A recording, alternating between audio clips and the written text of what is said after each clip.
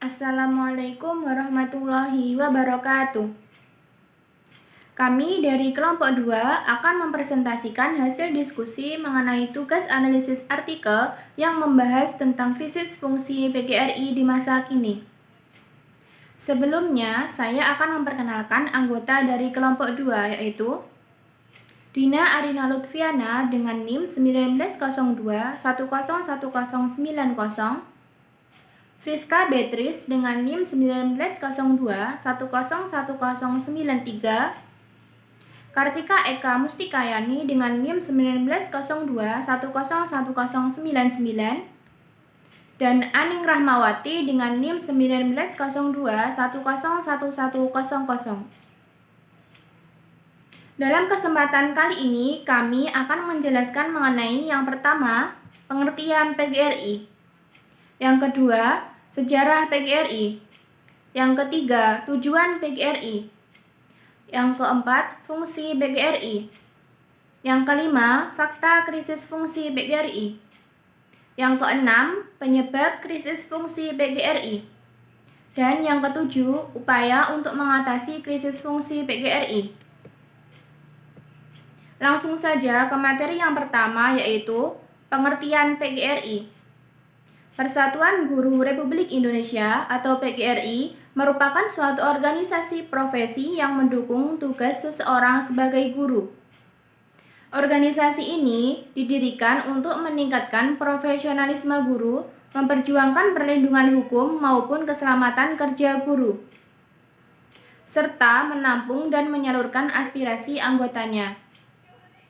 Dalam aspek profesi dan kesejahteraan, guru di Indonesia dilindungi hak-hak asasi dan martabatnya pada organisasi PGRI ini. Selain itu, PGRI digunakan sebagai wadah juga untuk mengatasi berbagai masalah pendidikan pada umumnya yang dihadapi oleh guru, terutama di Indonesia.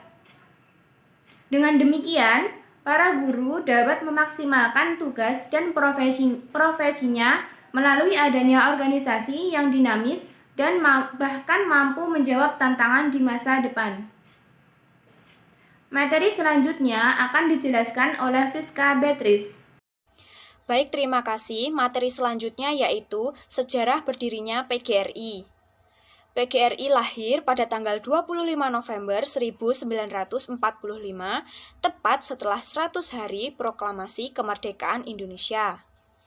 Cikal bakal organisasi PGRI adalah diawali dengan nama Persatuan Guru Hindia Belanda atau PGHB pada tahun 1912.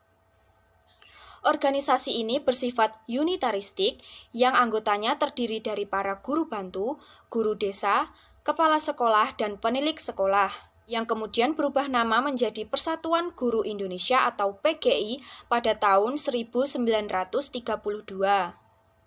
Semangat proklamasi 17 Agustus 1945 menjiwai penyelenggaraan Kongres Guru Indonesia pada tanggal 24 sampai 25 November 1945 di Surakarta.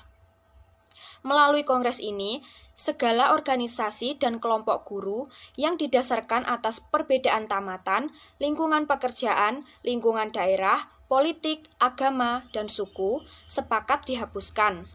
Di dalam kongres inilah pada tanggal 25 November 1945 Persatuan Guru Republik Indonesia atau PGRI didirikan. Untuk itulah, sebagai penghormatan kepada guru, pemerintah Republik Indonesia dengan keputusan Presiden nomor 78 tahun 1994 menetapkan hari lahir PGRI tanggal 25 November sebagai Hari Guru Nasional dan diperingati setiap tahun. Selanjutnya yaitu tujuan PGRI. Berdasarkan keputusan Kongres PGRI nomor 18 di Lembang tahun 1998 dan yang tertera dalam Anggaran Dasar PGRI bab 3 pasal 3. Dalam Anggaran Dasar PGRI yang pertama pada November 1945 pasal 2 tertera sebagai asas dan tujuan sebagai berikut. Yang pertama yaitu memperkuat berdirinya Republik Indonesia. Yang kedua yaitu memperbaiki dan menyempurnakan pendidikan dan pengajaran rakyat Republik Indonesia. Yang ketiga yaitu memperhatikan kedudukan kaum pendidik dalam masyarakat. Dan yang keempat yaitu menolong anggota serta keluarganya yang menderita kesusahan.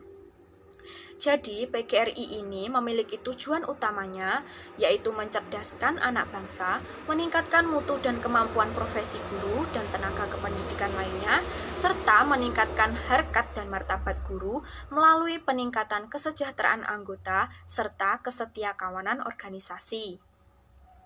Oleh karena itu, PGRI harus dapat meningkatkan kualitas pendidikan dan tenaga kependidikan serta mendorong terwujudnya pertanggungjawaban publik profesi guru dalam melayani kebutuhan masyarakat. Materi selanjutnya akan dilanjutkan oleh rekan saya, Kartika. Nah, pada materi selanjutnya yaitu mengenai fungsi PGRI. Fungsi PGRI ini dibagi menjadi dua, yaitu fungsi pemersatu dan fungsi peningkatan kemampuan profesional. Yang pertama mengenai fungsi pemersatu. Secara aktif, PGRI ini menjaga, memelihara, mempertahankan, dan meningkatkan persatuan maupun kesatuan bangsa yang dijiwai semangat kekeluargaan, kesetiakawanan sosial yang kokoh, serta sejahtera lahir batin dan kesetiakawanan organisasi baik di nasional maupun internasional. Nah, organisasi tersebut juga dapat dijadikan pemersatu antar profesi yang diharapkan organisasi kependidikan ini memiliki kewibawaan dan kekuatan dalam menentukan kebijakan maupun melakukan tindakan bersama untuk mencerdaskan kehidupan bangsa. Untuk fungsi yang kedua yaitu mengenai fungsi peningkatan kemampuan profesional. Fungsi ini secara jelas tertuang dalam PP nomor 38 tahun 1992 pasal 61 dan tertera juga pada UU SPN tahun 1989 pasal 31 ayat 4 yang berbunyi tenaga kependidikan berkewajiban untuk berusaha mengembangkan kemampuan profesionalnya sesuai dengan perkembangan tuntutan ilmu, pengetahuan dan teknologi serta pembangunan bangsa. Nah, peningkatan kemampuan profesional ini juga dilakukan pada kurikulum tahun 1994 yang dilakukan melalui dua program, yaitu program terstruktur dan tidak terstruktur. Materi selanjutnya yaitu mengenai fakta-fakta krisis fungsi PGRI.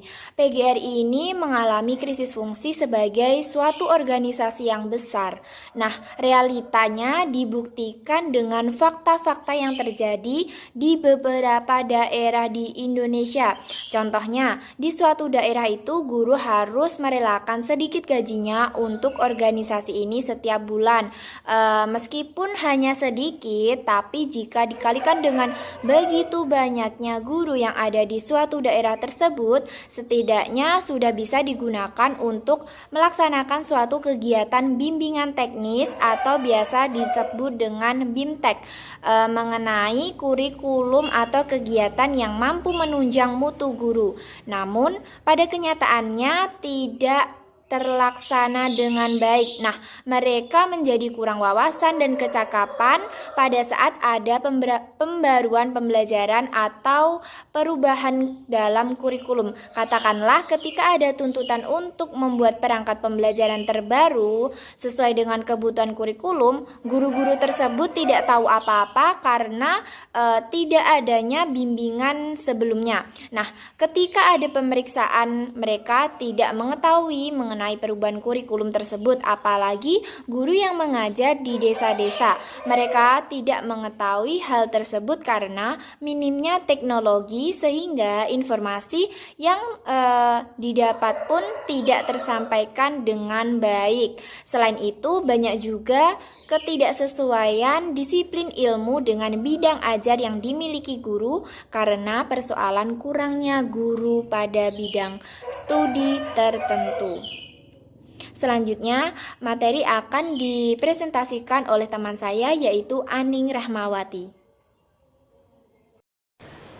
Untuk materi selanjutnya ada penyebab krisis fungsi PGRI. Yang pertama ada bidang sarana dan prasarana menjadi hal utama menurunnya fungsi PGRI karena tanpa terpenuhinya kedua hal tersebut organisasi tidak akan berjalan dengan baik. Yang kedua ada potongan gaji guru di setiap bulan tidak digunakan untuk meningkatkan kemampuan profesional pengemban profesi kependidikan. Ketiga, PGRI tidak mampu mengakomodir para guru yang terdiskriminasi karena terjebak dalam situasi politik. Keempat, tidak adanya bimbingan teknis mengenai kurikulum atau kegiatan yang mampu menunjang mutu guru. Kelima, rendahnya kesadaran guru untuk mematuhi norma dan etika profesi keguruan sehingga profesi guru semakin terpuruk dan tidak dihargai di masyarakat. Keenam, PGRI masih mengandalkan pihak pemerintah dalam melaksanakan penelitian dan melakukan program penataran guru serta program peningkatan mutu lainnya. Ketujuh, adanya kastanisasi terhadap anggota PGRI yaitu guru negeri dan guru honorer yang menyebabkan kecemburuan sosial. Terakhir ada upaya meningkatkan profesionalisme guru melalui program kerja organisasi tidak dilakukan secara konsisten sehingga peran PGRI tidak dipahami oleh guru. Untuk selanjutnya ada upaya untuk mengatasi krisis fungsi PGRI.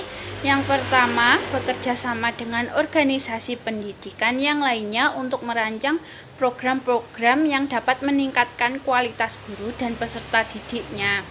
Kerjasama kemitraan dalam hal ini dapat dilakukan dengan Dinas Pendidikan dan Departemen Pendidikan Nasional, serta kalangan LPTK atau perguruan tinggi lainnya. Kedua, bimbingan teknik BIMTEK mengenai kurikulum dan mengenalkan inovasi-inovasi pembelajaran yang modern menggunakan teknologi lebih digiatkan lagi, misalnya melalui workshop, seminar, lokakarya, dan lain sebagainya. Ketiga, untuk mengoptimalkan penyaluran aspirasi para guru, terutama yang ada di daerah, struktur keorganisasian PGRI perlu dibenahi karena banyak jabatan yang diisi oleh para kepala sekolah saja. Yang keempat, program-program yang ada di PGRI harus diefektifkan sampai ke daerah-daerah melalui adanya sosialisasi yang dijadwalkan. Yang kelima, kerjasama dengan pihak kepolisian negara Republik Indonesia untuk menyamakan pandangan mengenai masalah yang dihadapi oleh guru berupa sosialisasi kebijakan, tukar-menukar informasi, perlindungan hukum, profesi, bahkan menyamakan kerja. Yang keenam ada dibentuk Dewan Kehormatan Guru PGRI di tingkat kabupaten atau kota. Terakhir, selain itu ada lembaga konsultasi bantuan hukum PGRI yang mendampingi guru-guru yang bermasalah secara hukum baik mengenal profesinya maupun personal.